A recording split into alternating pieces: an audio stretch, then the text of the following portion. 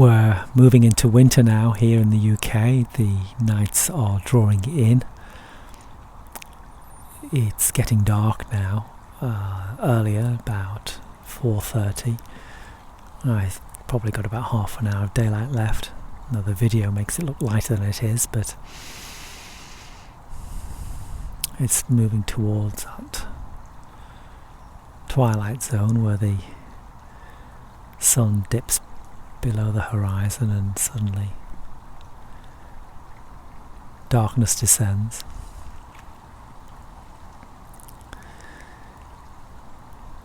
It's invigorating walking in the woods. Many times when I set off to record, I have no idea what I'm going to say, and in fact I don't think that there could be anything to say, but by the time I've arrived, I've got my river boots on here, and so it allows me to wander down through the centre of the stream and find places like this off the beaten track, and then I sit down and set up my recording equipment, and then suddenly I find that I've got things that I want to discuss.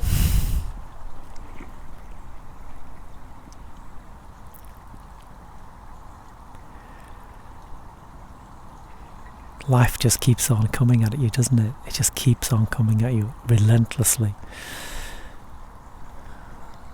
We are in difficult times at the moment, and we seem to have been in difficult times for the last 2 or 3 years, and one major issue seems to replace another major issue on the global scale, on the world scale, and it seems to filter into the local level and into the home and into the thoughts of people. And quite naturally it is disconcerting to have so much randomness and chaos that playing out, and sometimes there's a feeling that we're losing control of the situation, or perhaps those in charge are, which is even more worrying. We put faith in structures, in governments, in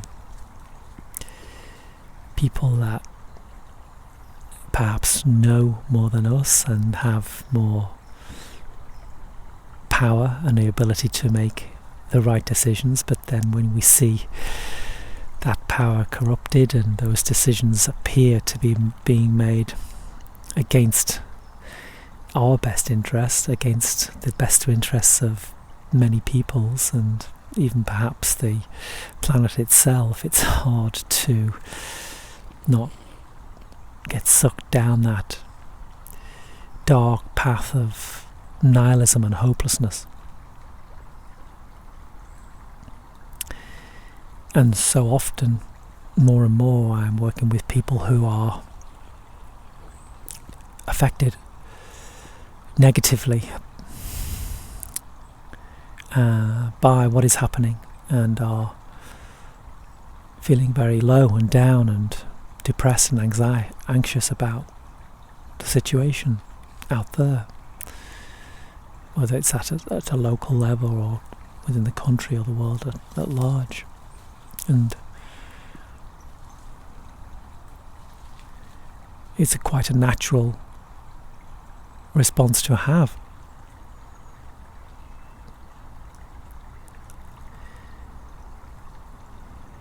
And whilst I would agree that it's important to stay updated and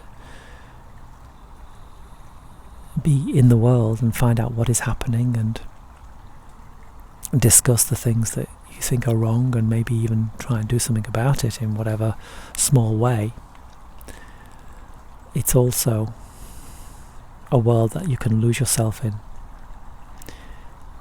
particularly the what ifs, what might happen, and you can bring the future catastrophes into your mind and play them out in real time, things that haven't happened, the potential for bad things to happen.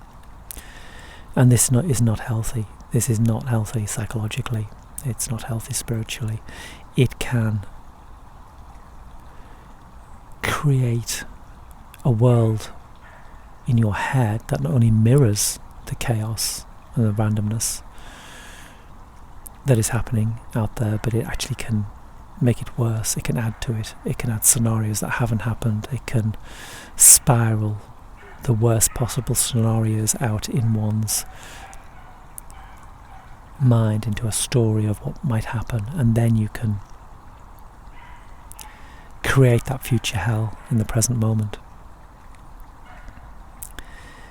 And you default to a position of fear and anxiety and a feeling of no control, and this isn't healthy. So I'm not suggesting here for 1 minute that one puts one's head in the sand and ignores what's happening, quite the opposite. But if you need to find out what is happening, then ration the amount of time that you spend investigating, and put time aside for stillness and contemplative meditation on the things that you can be grateful for.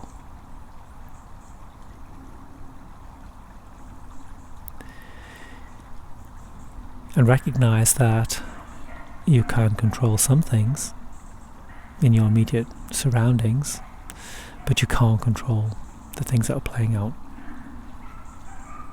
on the world platform, in the drama. You can't control most things, and so you allow yourself the peace to know that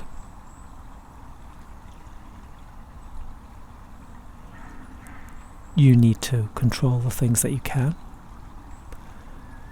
and ultimately the only control potentially we do have is not what happens, but our reaction to what happens, the level of conscious awareness we bring to what is happening, and we can find peace even there. And so withdraw away from the continual feed of negativity and back into the soul, back into the peaceful serenity deep within. Fill yourself with positive thoughts, do positive things, creative things. You will know what feeds your soul, and so try to do more of that. And don't let the world that is happening suck you into a world within that is frightening and can create an inner hell that is 100 times worse than actually what is playing out in the world. There are people out there that are suffering, and their suffering can be honoured by a recognition within our own hearts that we are grateful that we have this freedom and that we're not in that position. It doesn't mean to say that we don't have compassion and we don't care and we don't try and do what we can,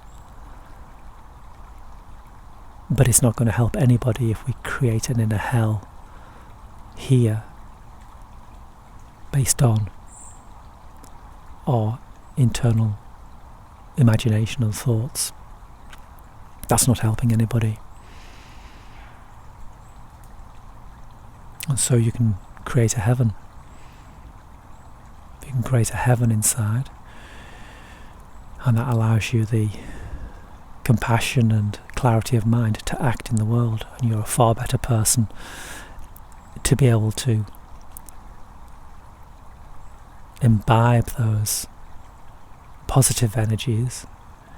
That person then can go out into the world and act with clarity of mind, with love and compassion, not with fear, anxiety, and a feeling of hopelessness.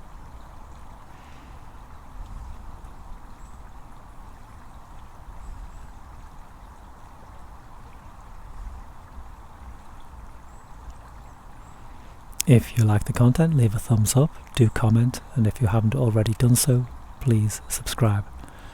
Thank you.